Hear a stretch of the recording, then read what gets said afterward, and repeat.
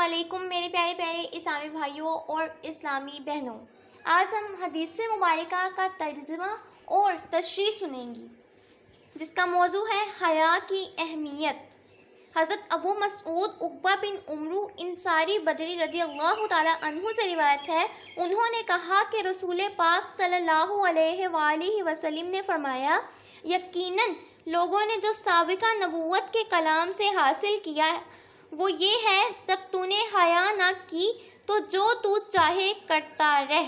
استغفر اللہ۔ میرے پیارے پیارے اسلامی بھائیوں اور اسلامی بہنوں، اس حدیث میں سابقہ انبیاء کے کلام کے حوالے سے حیا کا حکم دیا گیا ہے۔ اس طرح کا جو حوالہ دیا جاتا ہے، اس سے مراد یہ ہوتا ہے کہ جیسے یہ حکم پہلی شریعتوں میں تھا، شریعت محمدیہ صلی اللہ علیہ وآلہ وسلم بھی اسی کے مطابق حکم دیتی ہے، کیونکہ اللہ تعالیٰ کے تمام نبی ایک ہی دین کی تعلیم دینے کے لیے آتے رہے۔ اگرچہ زمانے اور جگہ کی مصلحتوں کی بنا پر جزیات مذہبوں میں فرق تھا، لیکن اصل تعلیم سب کی ایک تھی۔ سبحان اللہ۔ اس کا مطلب یہ ہے کہ حیا بہت ضروری چیز ہے، بے حیائی بہت بری چیز ہے۔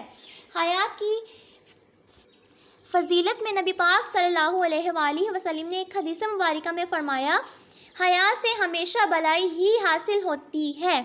ایک اور حدیث میں یوں ارشاد ہوا ہے، یعنی حیا کا سرچشمہ ایمان ہے۔ سبحان اللہ۔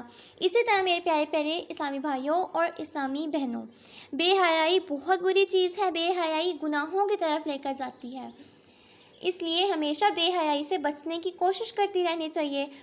امید کرتی ہوں آپ کو میرا درس پسند آیا ہوگا، آپ نے لائک، شیئر اور سبسکرائب ضرور کیا ہوگا۔ فی امان اللہ، اللہ حافظ۔